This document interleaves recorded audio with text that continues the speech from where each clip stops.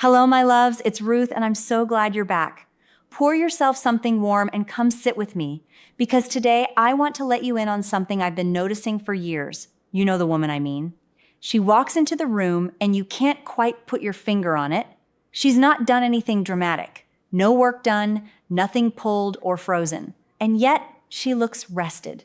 She looks lit from the inside. People keep guessing her age, about 15, 20 years low, and she just smiles and lets them. And here's the thing that took me far too long to understand. It isn't her genes, and it isn't money. It's a small handful of things she does that nobody ever taught the rest of us. Have you ever stood at the bathroom mirror, done everything the way you've always done it, and still looked at yourself and thought, I just look tired? Pale, a little washed out. Like the woman looking back isn't quite the one you feel like on the inside. I have. For years, I thought that was just my face now, that this was simply what 70, what 65, what aging looked like, and there was nothing to be done. And I want to be honest with you, the way a good friend would be, I was wrong. It wasn't my age that was making me look tired. It was that I was still doing my face the way I did it at 45. And at our age, that quietly works against us. So let me tell you, plainly and kindly, what the women who look 20 years younger are actually using. And I'll tell you now, none of it is a needle, none of it is expensive, and most of it is about doing less, not more. Before I'm even done, you'll know the one thing so many of us reach for every single morning that's aging us more than anything else, and exactly what to do instead. Let's bring your face back to the way you feel, one small thing at a time. Now, before I go a word further, let me say the thing I always say. I am not a doctor, and I am not some untouchable expert handing down rules from on high. I'm a woman who has gotten dressed and done her own face for a great many years, made every mistake there is, and slowly figured out what actually helps. These are things that worked for me and for the women I love. Take what fits you and leave the rest. There are no rules here, only suggestions from someone who's on your side.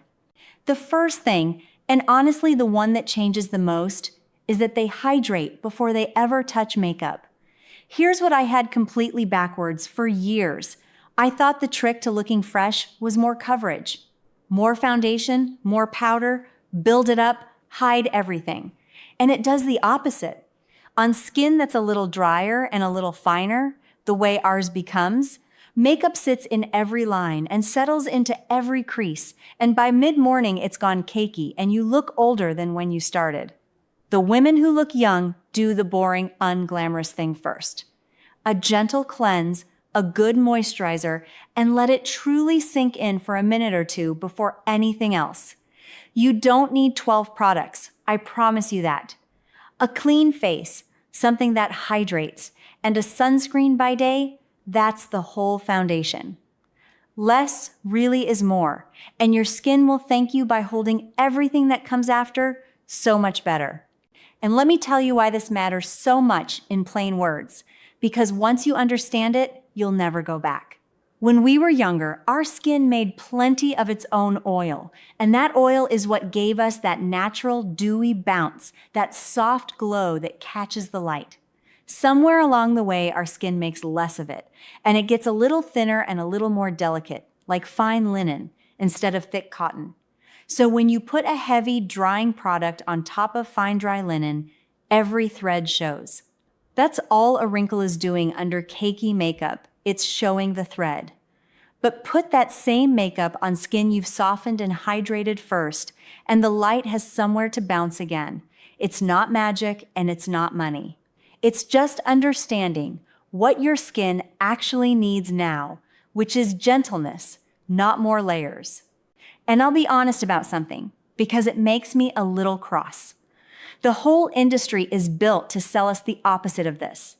Walk up to any counter, and they'll hand you 12 products, and a full coverage foundation, and a setting powder, and a setting spray, and tell you that covering more is how you turn back the clock. It is not.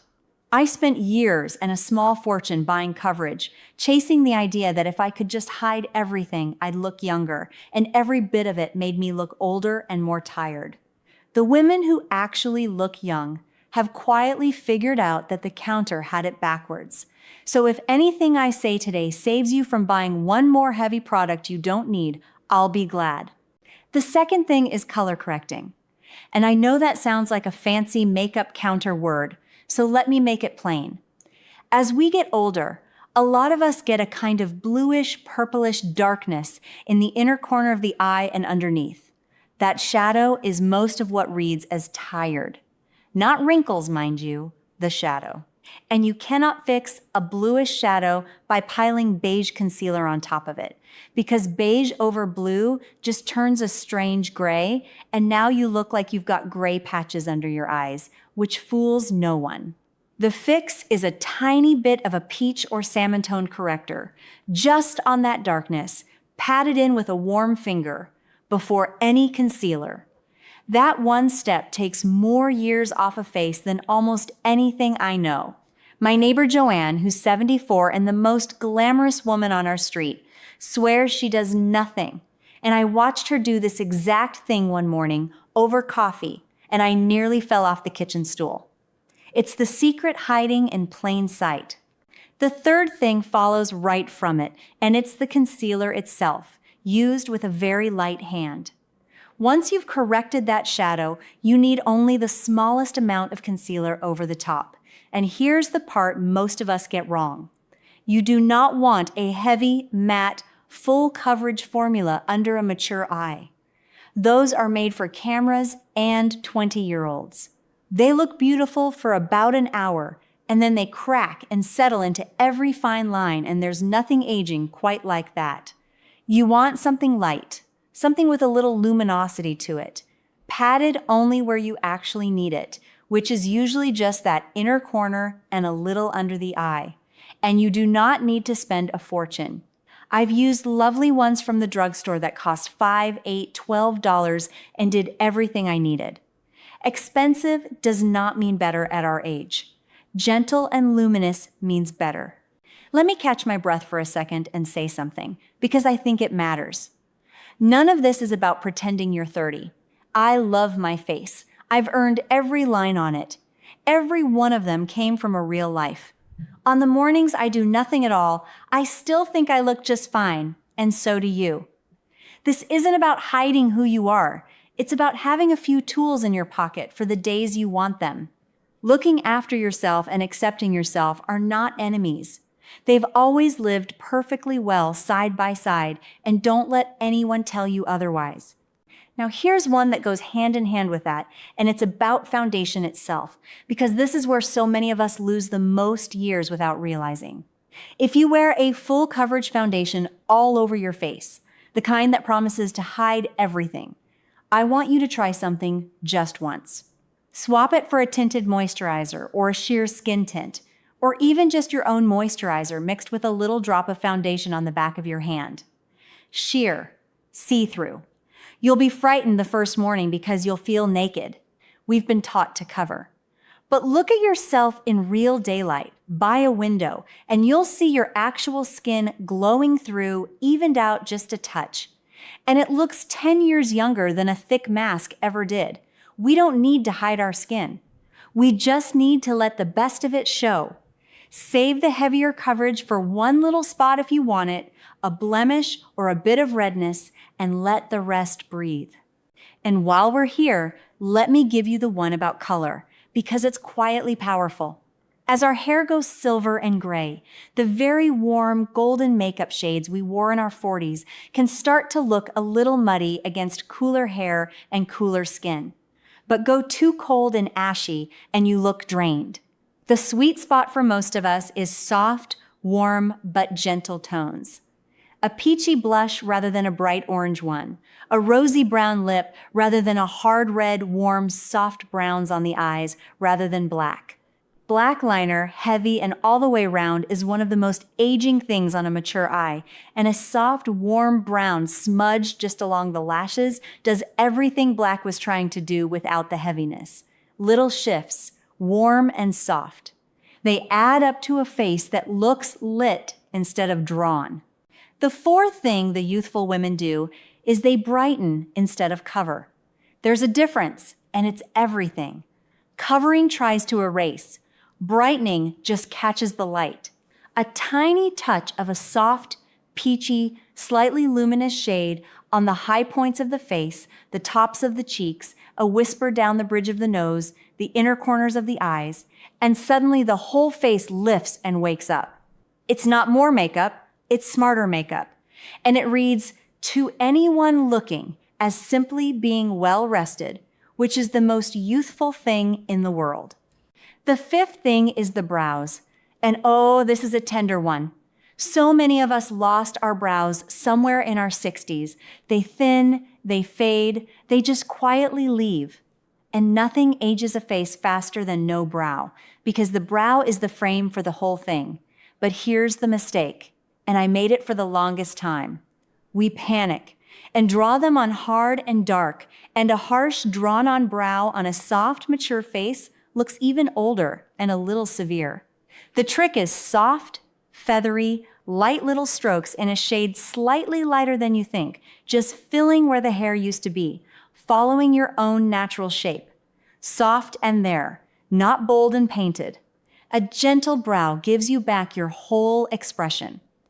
I had this exactly backwards for years, going darker and darker, wondering why I looked cross in every photo. Go softer. Always softer. The sixth thing, and this one's a joy, is a cream blush instead of a powder. Powder blush on a drier, finer cheek can look dusty and flat, and it sits on the surface. A cream blush, just a little dabbed on the apple of the cheek with your fingertip and blended up, melts into the skin and gives that flush you had as a girl when you came in from the cold. It looks like blood under the skin, like life. That little bit of warmth back in the face takes years off, and it could not be simpler. A dab, a tap, done. And the last of it, before I tell you the big one, is a soft lip. Not a hard line, not a dark, heavy color that bleeds into the little lines around the mouth, but a creamy, hydrating, your lips but better shade, maybe a soft rose or a warm berry. A nourished, gently colored lip says healthy and awake. A dry or harshly lined lip does the opposite. Keep it soft, keep it creamy. That's the whole secret. And there's one more little thing before the big reveal, and it's the lashes, because they thin and pale on us too, just like the brows. Now, I am not going to tell a woman of 70 to glue on a strip of falsies before her morning tea. That's a young woman's game and a lot of bother. But here's what does help, and it's so simple. Just curl what lashes you have. A gentle squeeze with a lash curler opens the whole eye, lifts it, wakes it right up before you've even reached for the mascara. And then one thin coat of a soft brown mascara, brown again, not harsh black, just on the top lashes, wiggled at the root. That's it. No clumps, no heavy spider lashes that draw attention to the crepping, just an open, lifted, awake eye. The curl alone does half the work, and it costs you nothing but 10 seconds. Now, I promised you the big one. The single thing so many of us do every morning that's quietly aging us more than all the rest. Here it is, gently. It's heavy powder. That big brush of setting powder, we sweep over everything because we were taught it makes us look polished and keeps the shine away. On mature skin, a heavy layer of powder is the most aging thing you can do, full stop. It sinks into every line. It flattens out all the lovely natural light your skin still has, and it turns a soft face dull and gray and older. What to do instead? Skip the all-over powder entirely. If you get a little shine in the T-zone, take the tiniest amount of powder on a small brush and press it only there, just the nose and the center of the forehead, and leave the rest of your face with its natural glow. That one change, more than anything else in this whole list, is the difference between looking your age and looking 10 or 15 years younger. Less powder, almost always less powder. And I want to say a word about time, because I know how this goes. The first morning you try all this, You might fumble it. The corrector might go on a touch heavy. The cream blush might end up more than you meant. And you'll look in the mirror and think, well, Ruth, this isn't 20 years younger. This is just a mess. Be patient with yourself. I promise you, it took me weeks of doing it clumsily over my coffee before my hands knew the way. Give it a little practice. By the second week, your fingers learn it. By the third, it takes you 3 minutes flat, and one morning you'll catch yourself in a shop window and not recognize how rested you look. That's the day it clicks. Don't quit on the first try. None of us got it right the first try. Me, least of all. I think of my friend from church, a woman named Marion, who is 79 and would tell you flat out she's no beauty and never fusses. And she does almost exactly this, has for years, without ever calling it a routine. A little cream on the cheeks, a soft brow, the lightest touch under the eyes, a tinted balm on the lips, and out the door. People stop her constantly. She just laughs. The point isn't the products, my loves. The point is the gentleness, the lightness, the doing less. That's the whole secret these women share, whether they could name it or not. So there it is, my loves. Hydrate first and let it sink in. Trade the heavy foundation for something sheer that lets your real skin show. Correct that blue shadow before you ever reach for concealer. Then use a light, luminous one with a whisper of a hand.